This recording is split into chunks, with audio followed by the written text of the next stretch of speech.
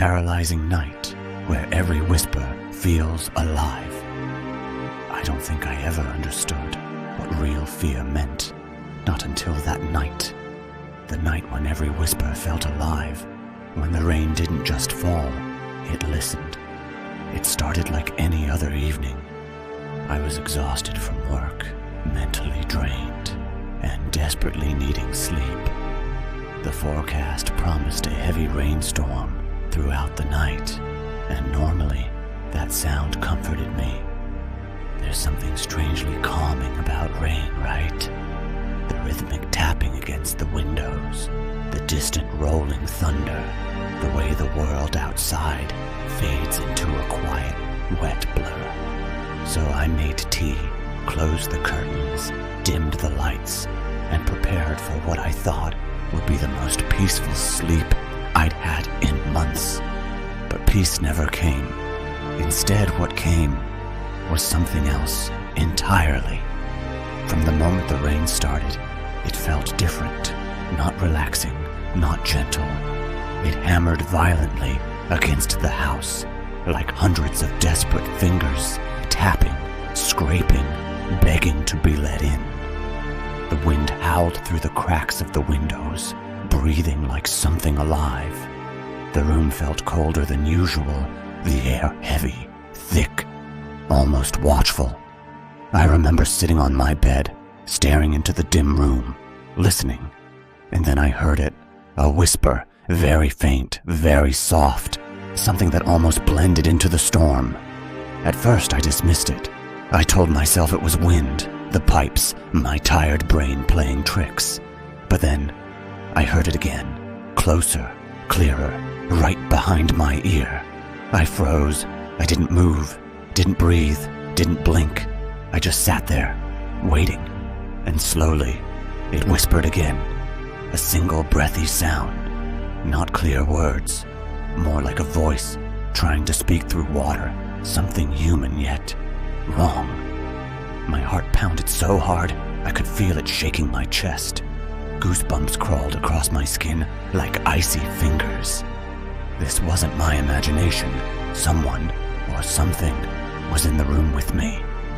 I turned slowly, terrified of what I might see, but there was nothing, just darkness and shadows moving softly with the rain-lit glow from outside. I laughed nervously to myself, trying to calm down, trying to rationalize. Maybe it was the rain echoing in the hallway. Maybe I was just that tired. So I laid down, and that was the worst mistake I could have made. Because as soon as I closed my eyes, I heard breathing, not mine, slow, wet, uneven, as if lungs were straining, as if something was desperately trying to exist, right beside my bed. I opened my eyes instantly. Silence. The room stared back at me, empty, still. But the feeling wasn't gone. If anything, it was stronger, the undeniable sense that something was inches from me, watching, studying, leaning closer and closer, waiting for me to let my guard down. I turned on my phone flashlight and swept it around the room. Nothing, but when the light hit the far wall, I noticed something I knew hadn't been there before.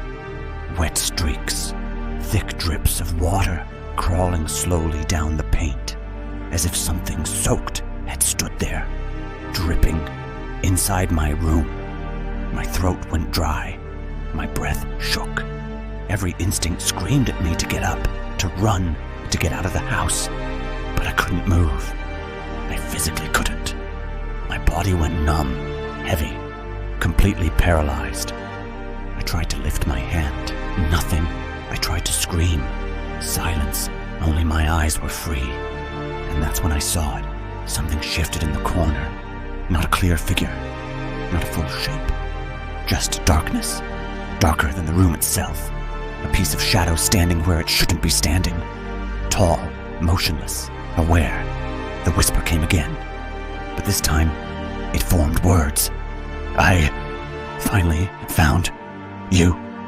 The voice was layered, like multiple people speaking in one throat. Men, women, children, crying, begging, laughing, all fused together. And it was happy. Happy it had found me. Tears rolled down my face. I couldn't wipe them, couldn't move, couldn't even close my eyes. I was forced to stare, forced to experience every second of it. The shadow began to move, not like a person, more like a crawling mass of darkness, dragging itself forward, leaving wet streaks wherever it touched.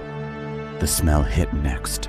Rot, damp earth, old water trapped in basements. The scent of something ancient, something that had been buried and shouldn't have come back. It reached the side of my bed, and then a cold, soaked weight pressed onto the mattress beside me. I felt it sink down, something non-existent, now physically real, breathing right next to my face. The whisper returned, softer now, closer, intimate. Don't blink. A single icy drop of water slid down my cheek. Not rain, not from my roof, from it. Suddenly the rain outside grew louder, violent, furious, like the storm was reacting, screaming with me. Thunder exploded above the house, shaking the windows. The lights flickered violently, and the room plunged into darkness. Then, the whisper wasn't alone anymore. There were more. Dozens. 100.